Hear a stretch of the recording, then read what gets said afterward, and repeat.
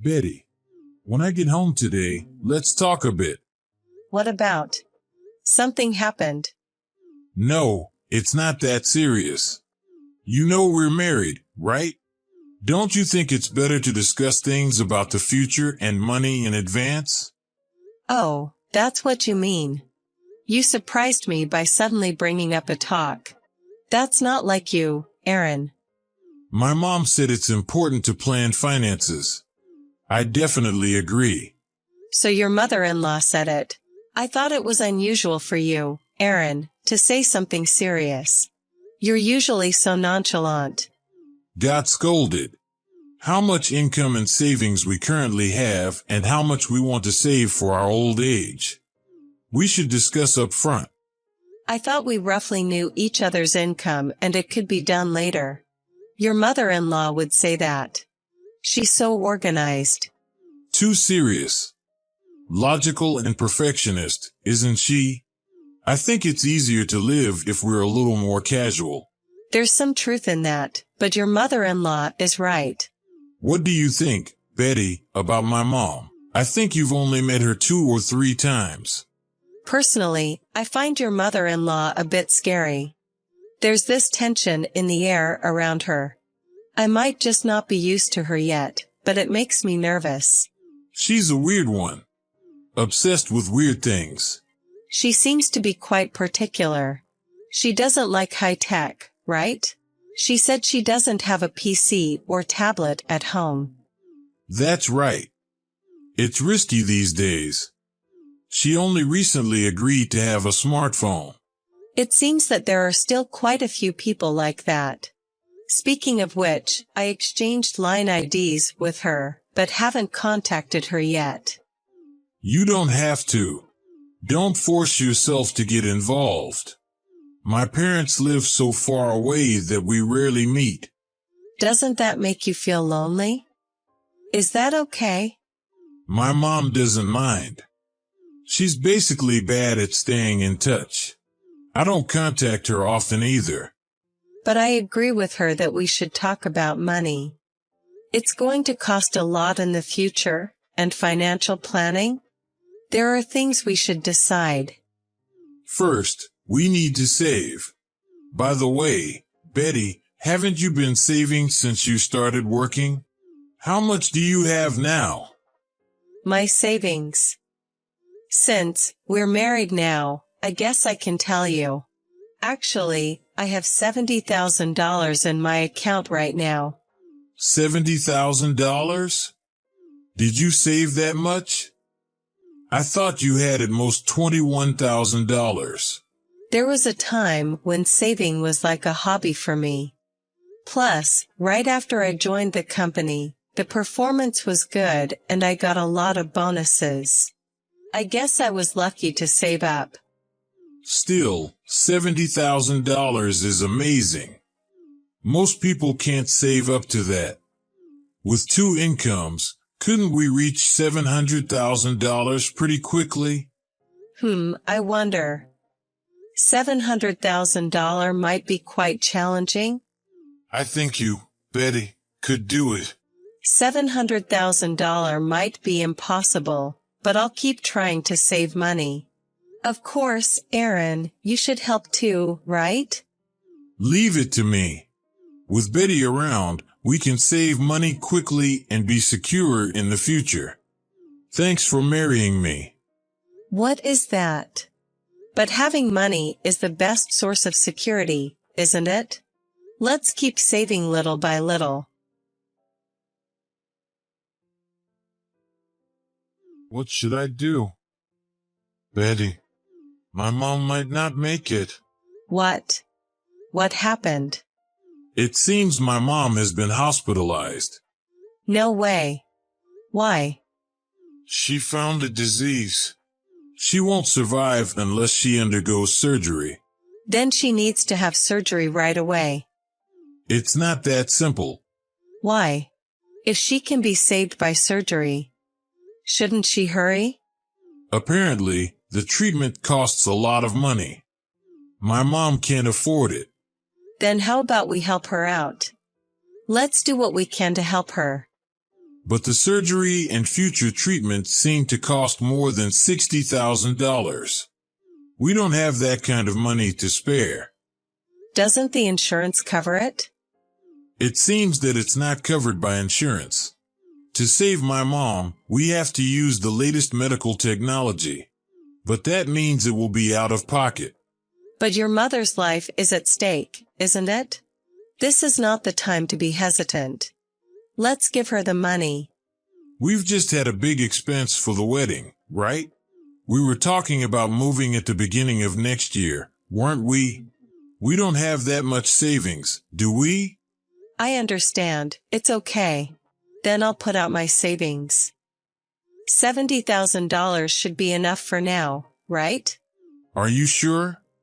It's money you, Betty, have been saving since you were single. Besides, you don't like my mom that much, do you?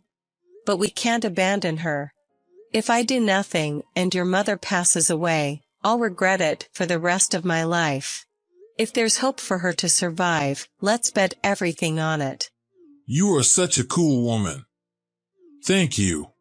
I'll deliver the money. Can you go to the bank and withdraw $70,000? Okay. But I'm worried. Should I try to contact your mother? Please don't. I want her to focus on her treatment for a while. I'll go see her, so Betty, you don't have to do anything. But isn't it better to contact at times like this? I feel it's wrong to pretend I don't know anything. Actually, it's hard to say this, but my mom hates Betty. What, really? She doesn't want to be involved as much as possible. If you contact her, it might make her feel worse, so please don't. She needs to rest both physically and mentally now. So that's how it was.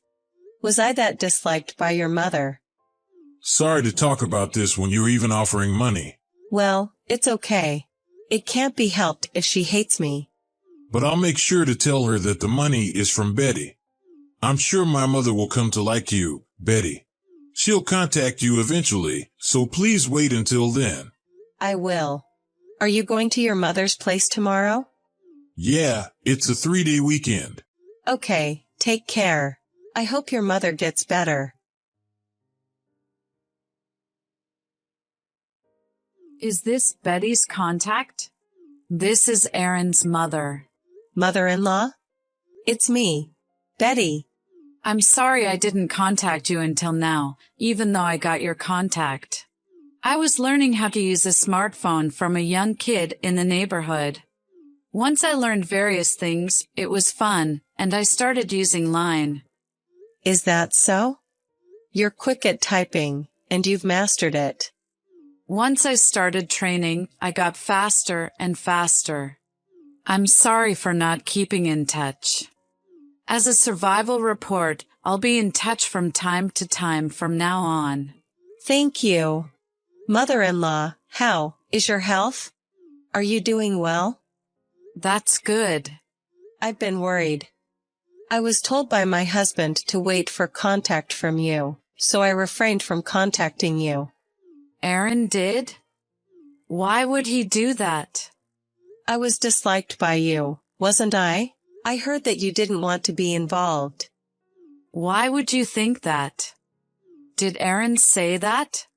It's okay. I'm really happy to have received contact from you today. And it seems that your health has recovered, so I'm really glad. I was always worried. Betty, were you worried about me? Because if you didn't have surgery, you wouldn't have survived, right? I was really worried when I heard from my husband that you were sick. If I could save your life, $70,000 is cheap. $70,000. Did you give money to cure my disease, Betty? Didn't you hear from my husband? I paid for your treatment. I'm glad I was able to help you with my savings. I see. Betty, listen carefully. You should divorce my son. What? Why? Did I do something? You are making a big misunderstanding. This marriage was a mistake. The money I gave to you was saved bit by bit when I was single. Despite all that, won't you accept me as your daughter-in-law? Isn't that too cold? That's not it. It's not because I'm dissatisfied with you that I'm telling you to break up. Then why? I'm telling you for your sake. It seems my son has done something terrible. Something terrible? I'm really sorry, Betty. But it's okay. I'll definitely make him pay.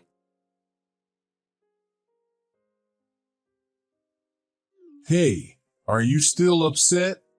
You seems to have been in a bad mood since last night. Did I do something? Why don't you think about it with your hand on your heart? Eh? I have no idea. Are you still going to be in a bad mood when I get home? It's depressing to go home. Then let me be clear. Where did you put my $70,000? What? I thought it was for Mom's treatment. You going senile? Oh, really? Even though your mother-in-law isn't sick? What treatment did you use it for? Huh? You talk to Mom. I got a line from your mother-in-law today. Line? That tech-hating mother? She can't even handle a smartphone. She said she learned how to use a smartphone from a high school girl in her neighborhood. It seems she's totally used to digital now. I also asked about the illness, but the story didn't match at all. Oh. And she said she wasn't sick? What does that mean? Well, there's a reason for this. What's the reason? It was to save an acquaintance. Save? You know my cousin Tom, right? He was in debt, so I had no choice but to lend him some money. Then why didn't you say so from the beginning? I thought you'd object if I said I'd take over the debt. I'm sorry. Huh. So you're lying about something so trivial now. It's not a lie. Just wait. I'll let your mother-in-law take over now. Why, Mom? Her home is far away. Your mother-in-law arrived here past noon today. Huh? Mom's here? Aaron, it's your mother. You've done something outrageous, haven't you? Mom, it's not like that. It was to help Tom. You helped him because he was in debt? That's right. It was to help others. Really? I just saw Tom. He didn't say a word about that, did he? You met? I went to see him as soon as I arrived here. I thought Tom might know something about the $70,000. What the? You came all the way from the country for that? I came to scold you in person, and to apologize to Betty face to face. I thought Tom might have some information. But you didn't have to come all the way. Considering what you've done, it's only natural. I heard from Tom. You got into horse racing last year and lost big? No, not that I lost, but... Did you squander the $70,000 on horse racing? You exploited me and swindled money from Betty. Are you a beast? I was planning to double it and give it back. I didn't bet all $70,000 at once. So how much is left? There's none left. I kept losing, unfortunately. How pathetic. I didn't think I'd lose it all. I thought I could give back a little, but it didn't work at all. I couldn't bring myself to tell Betty the truth. I told you to think about the future and money when you get married. Yet you did such a stupid thing. Because Betty said she had $70,000 in her account. I'd want to use it if it heard that, right? That's money Betty worked hard to save. It's not your play money. But if she told me it's our money. Betty's good at saving, so I thought it would be okay. Betty trusted you and opened up about her savings? And you betrayed her right away. You're the worst person. So, I'll apologize to Betty now, so please switch. For the record, I advised Betty to divorce you. Huh? Don't do things on your own. It's only natural. It's okay. Betty can save up another $70,000 in no time. Are you serious? I can't watch this anymore. It's my responsibility that you've become such a good-for-nothing. I got it. I'll pay the money back. How do you plan to pay it back? I'll sell my car and my collection of watches. That's not enough. Even if you have to borrow money, pay Betty back. Yes. I'll let Betty take over again. Apologize. Make sure you apologize, okay? It's Betty. Betty, I messed up. I'll give the money back. Please forgive me. Huh? There's no way I'm going to forgive you. It's not enough to just pay back the money. So, what should I do? You're just apologizing reluctantly because your mother-in-law told you to. It's obvious you're not remorseful. This scum. I am remorseful. Then tell me what I should do. Are you snapping back? Can you still act like that even after seeing your mother-in-law's tears? Tears? Is Mom crying? She's sobbing next to me right now. I feel sorry for your mother-in-law. You betrayed and hurt not just me, right? No way. That strong-willed mom shouldn't cry. I've never seen her cry. She's a woman who didn't even cry when my father died. That mother-in-law is crying her face out. What you did is that bad. You still don't get it. I didn't think I'd hurt her that much. I'm really sorry. Ah. Your mother-in-law said she no longer has a son. It seems like she's planning to sever the parent-child relationship. Wait, Mom. I'll pay the money back properly. Don't say things like severing the relationship. She said she doesn't want to listen anymore. Don't show your face again, she said. Betty, I'm really sorry. I was stupid. I've been messed up since I got hooked on horse racing. I'll change my heart. Please forgive me. No way. I can't trust you ever again. Trust is like savings, you build it up. But this time, my trust balance in you has gone not just to zero, but negative. If you want to be trusted again, you have to build it up bit by bit. Then I'll work hard to be trusted again. Give me time. Impossible. I threw away the entire account where I was building trust in you. I can't make any more trust savings. Please divorce me after you bring the negative balance to zero.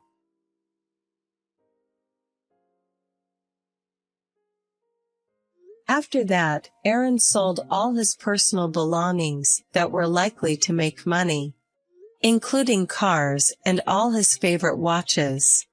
He borrowed the money he lacked and returned a total of $70,000 to me. As far as I'm concerned, as long as the money comes back, I don't care about him anymore. We haven't had any contact since the divorce. However, it seems that it's not that easy for real parents and children. Aaron is said to be still begging his mother-in-law for forgiveness. Perhaps even Aaron couldn't bear the idea of severing the parent-child relationship. But to be forgiven by his mother-in-law, a lot of time and effort are needed. I think Aaron should drag this regret for the rest of his life. It's a fitting end for a person who exploits his own flesh and blood and swindles money.